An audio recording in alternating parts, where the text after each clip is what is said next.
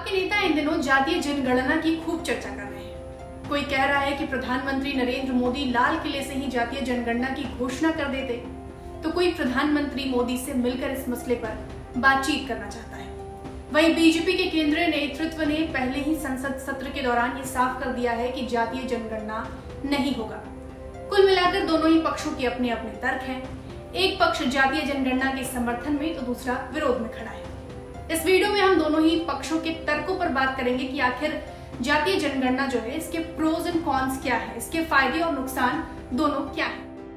नमस्कार, बिहार तक देख रहे हैं आप और मैं हूं आपके साथ प्रेरणा। साल 1990 में मंडल कमीशन के लागू होते ही देश में जातीय जनगणना कराने की मांग उठनी शुरू हो गई। हर 10 सालों पर यह मांग जोर पकड़ने लगती है, लेकिन केंद्र में यूपीए की सरकार हो या एनडीए की सरकार, ये सरकारें कभी जातीय जनगणना कराने के पक्ष में नहीं खड़ी दिखाई देती। वहीं ज्यादातर जो क्षेत्रीय पार्टियां हैं, जो राज्य की सरकारें हैं, वो इसके पक्ष में खड़ी नजर आती हैं। उनका पहला और बुनियादी सवाल यही होता है कि साल 1951 में जिस सोच के साथ जातीय जनगणना पर रोक लगाई गई, वो सोच क्या इतने सालों में मुकम्मल हो सकी? क्या भारत में जातीय व्यवस्था जो है वो खत्म हो गई? दूसरा सवाल, जब जनगणना में अनुसूचित जाति जनजाति की गणना की जाती है, धर्म पूछा जाता है, तो पिछड़ी जातियों की जनगणना से परहेज क्यों? माना जाता है कि साल 1990 से 2021 तक यानी इन 30-31 सालों में ओबीसी आरक्षण का लाभ इस वर्ग की कुछ ही जातियों को मिल सका है। बाकी जातियों की स्थिति अब भी जस की तस बनी हुई है। लेकिन सरकार के पास ऐसी कोई व्यवस्था ही नहीं है जिससे ये पता चल सके कि ये कौन सी जातियां हैं जो अब भी उपेक्षित हैं, जिनके पास सरकार की जो योजनाएं हैं या नीतियां हैं वो ठीक तरीके से नहीं पहुंच पाई। केंद्र की मोदी सरकार ने हालांकि इसके लिए रोहिणी कमीशन का गठन किया है, लेकिन इस कमीशन ने अब तक अपनी रिपोर्ट नहीं सौंपी है। ओबीसी वर्ग के लिए सरकार कई तरह की योजनाएं चलाती है। इन योजनाओं के लिए केंद्र सरकार जो है वो राज्य सरकारों को फंड एलोकेट करती है। ऐसे में साल 2021 में जाकर अगर साल 1931 की जनगणना को आधार मानकर फंड निर्धारित हो रहे हैं, तो ये कहां से न्याय संगत है?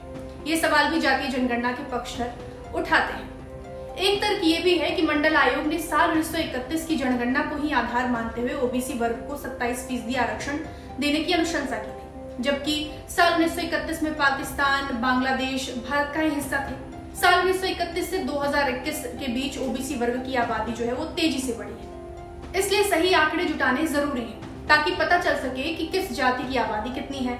साथ ही आबादी और सामाजिक शैक्षणिक पिछड़ेपन के आधार पर नई नीतियां बनाई जा सके। दिल्ली यूनिवर्सिटी में सोशियोलॉजी के प्रोफेसर हैं सतीश देशपांडे। इनकी जाति और वर्ग डायनामिक्स पर काफी अच्छी पकड़ है।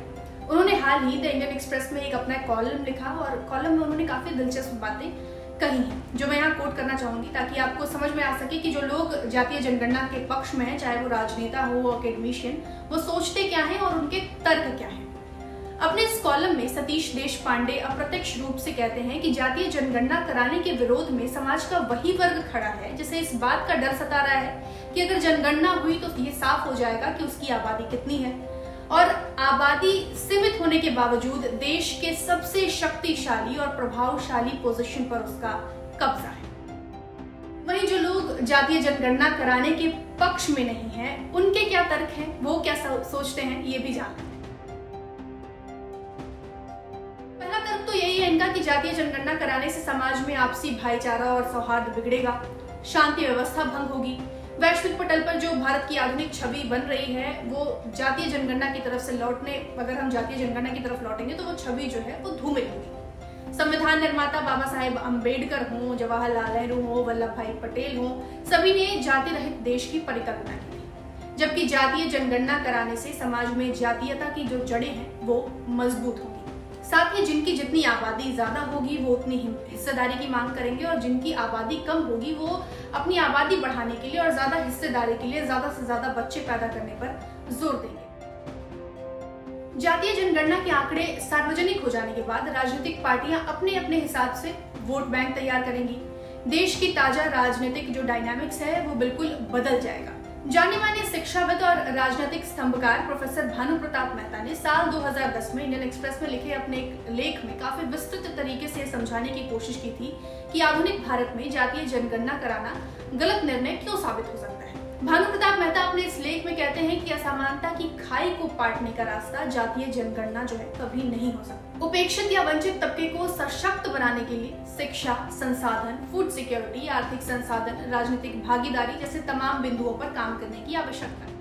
जातीय जनगणना कराने से फायदा आखिरकार उपेक्षितों का नहीं बल्कि राजनेताओं का है। नेता जाति के आंकड़ों के आधार पर अपना अपना वोट बैंक साधेंगे और अपने राजनीतिक हित साधेंगे। एक और तर्क जो जातीय जनगणना के विरोध में दिया जाता है वो ये कि भारत जैसे डाइवर्स देश में जहां हजारों जातियां हैं, जातियों की भी उपजातियां हैं, गोत्र हैं, हिंदू के अलावा ईसाई, मुस्लिमों की भी जातियां हैं, 300 से 500 जातियां बताई जाती हैं। ऐसे में जाति आधारित जनगणना कराने में काफी परेशानी होगी। सही आंकड़े एकत्रित होने की जो गुंजाइश है वो काफी कम होगी। साल 1931 में भी तत्कालीन सेंसस कमिश्नर जो थे J.H. हटन, उन्होंने इन तमाम परेशानियों को एड्रेस करते हुए जातीय जनगणना बंद कराने की अनुशंसा की। लेकिन जैसा कि मैंने शुरू में ही बताया कि राजनीति के मंडलीकरण होने के बाद देश में जातीय जनगणना कराने की जो मांग है वो जोर पकड़ने लगी। साल 2001, साल 2011 और साल 2021 यानी हर 10 सालों पर ये मांग जो है वो तेज हो जाती है। मंडल कमीशन लागू होने के बाद पहली जनगणना जो है वो साल 1991 में हुई। इस साल जातीय जनगणना की जो मांग है वो तेज नहीं इसलिए नहीं हुई क्योंकि वो साल जो है उसी साल ओबीसी से एक साल पहले यानी ओबीसी वर्ग को आरक्षण मिला था। जो देश की उस वक्त सामाजिक स्थिति थी वो ठीक नहीं थी क्योंकि सवर्णों में काफी नाराजगी थी इस बात को लेकर कि दलितों के बाद अब ओबीसी वर्ग को भी आरक्षण दिया जा रहा है। तो कुल मिलाकर साल 2001 में पहली बार मंडल की राजनीति से उभरे नेताओं ने एक साथ जातीय जनगणना कराने की मांग उठाई। केंद्र में तब अटल बिहारी वाजपेयी की नेतृत्व वाली जो है एनडीए की सरकार थी। नेताओं के साथ ही साथ रजिस्ट्रार जनरल और तत्कालीन सेंसस कमिश्नर जो थे उन्होंने भी जातीय जनगणना के पक्ष में अपनी बात रखी, लेकिन सरकार ने इसे आसानी से खारिज कर दिया। साल 2011 की जनगणना में जाति की गिनती सुनिश्चित करने के लिए साल 2010 से ही लालू, नीतीश, शरद और मुलायम सरीखे नेताओं ने माहौल बनाना शुरू कर दिया। डॉक्टर मनमोहन सिंह के नेतृत्व वाली यूपीए की सरकार पर सहयोगी दलों का भारी दबाव था। ऐसे में सरकार ने अलग से सोशियो इकोनॉमिक कास्ट सेंसस कराने का निर्णय लिया यानी SECC। 640 जिलों में आने वाले सभी 24 करोड़ 49 लाख घरों को शामिल किया गया और इस पर 4,894 करोड़ रुपए खर्च हुए। लेकिन जाति से संबंधित जो आंकड़े जुटाए गए उसे सार्वजनिक ही नहीं किया गया। पूर्व chief justice JS Verma, Ram Jethmalani, फली नरिमन, बलराम जाखड़, बसंत साठे, डॉक्टर नामवर सिंह जैसे लोग इस आंदोलन के संरक्षक बने। आंदोलन को राष्ट्रीय स्वयंसेवक संघ के प्रमुख मोहन भागवत का भी समर्थन प्राप्त था, यानी संघ भी कभी जातीय जनगणना कराने के पक्ष में नहीं था। लेकिन 31 अगस्त साल 2018 को तत्कालीन गृह मंत्री राजनाथ सिंह ने जब साल 2021 में होने वाले जातीय जनगणना की तैयारियों से संबंधित एक मीटिंग की तो PIB ने एक स्टेटमेंट जारी करते हुए कहा कि सरकार 2021 की जो जनगणना है उसमें जातियों की गिनती भी करने जा रही है, यानी साल 2021 में तब मतलब फाइनली जो है वो जातीय जनगणना होने वाली है। लेकिन बाद में सरकार मुकर गई और हाल ही संसद सत्र के दौरान केंद्रीय गृह राज्य मंत्री नित्यानंद राय ने ये बयान देकर साफ कर दिया कि सरकार जातीय जनगणना कराने के पक्ष में नहीं है। वहीं सरकार जो है वो साल 2011 में हुई जातीय गणना के आंकड़े भी सार्वजनिक करने के समर्थन में नहीं। सरकार ने एक सवाल के जवाब में ये साफ कर दिया है कि उसके पास 2011 के जो आंकड़े हैं वो तो मौजूद हैं, लेकिन उन आंकड़ों में काफी त्रुटियां हैं। ऊपर से आंकड़े जो है वो पुराने हो चुके हैं, इसलिए उनको सार्वजनिक करने की उनकी कोई मंशा नहीं है। अब जाते जाते देश में जातीय जनगणना के इतिहास पर भी नजर डालते जाइए। भारत में साल 1881 से साल 1931 तक तो जातीय जनगणना होती रही। साल 1941 में भी हुई, लेकिन द्वितीय विश्व युद्ध छिड़ जाने के कारण जनगणना के जो आंकड़े हैं वो संकलित नहीं हो सके। फिर 10 सालों बाद यानी साल 1951 में जब वापस से जनगणना का वक्त आया तब भारत एक आजाद मुल्क बन चुका था। पंडित जवाहरलाल नेहरू प्रधानमंत्री और सरदार वल्लभ भाई पटेल आजाद भारत के पहले गृह मंत्री चुने गए थे। गृह मंत्री होने के नाते सरदार वल्लभ भाई पटेल ने जातीय जनगणना के प्रस्ताव को ये कहते हुए खारिज कर दिया कि इससे समाज का ताना बाना बिगड़ सकता है, पहले से मौजूद जातीय व्यवस्था को बल मिल सकता है, इसलिए जातीय जनगणना बंद हो जानी चाहिए। और कुछ इसी तरह जातीय जनगणना पर विराम लग गया। खैर, मौजूदा समय में जातीय जनगणना की मांग जिस लिहाज से जोर पकड़ रही है, ऐसे में अगर देश की तमाम पार्टियां केंद्र सरकार पर दबाव बनाती है और इसमें आम लोगों का भी उन्हें सहयोग मिलता है तो मुहाने पर खड़े यूपी चुनाव और वहां की ओबीसी आबादी को देखते हुए सरकार इस दिशा में कोई ना कोई पहल जरूर कर सकते हैं। ये वीडियो आपको कैसा लगा, कुल मिलाकर हमारी जानकारी आपको कैसी लगी, हमारा रिसर्च आपको कैसा लगा, कमेंट बॉक्स में बताएं।